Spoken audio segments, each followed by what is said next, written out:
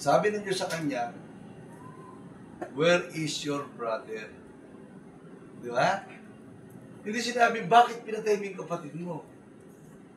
Ang sabi niya, where is your brother? Ang isang taong nakukonsensya, pag sumasagot yan, pabalang kasi may iniiwasan. Alam niyo yung sagot niya?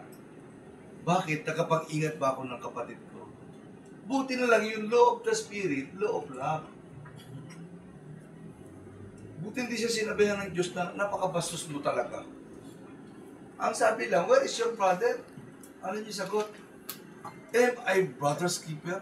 Ang kausap niya, yung nag-create sa magulang niya. Dahil ang Diyos, ang umiiral noon ay law of the spirit, yung law of love. At alam niyo ang ginawa ng Diyos? Para mapanatag siya, halika, tatatakan kita.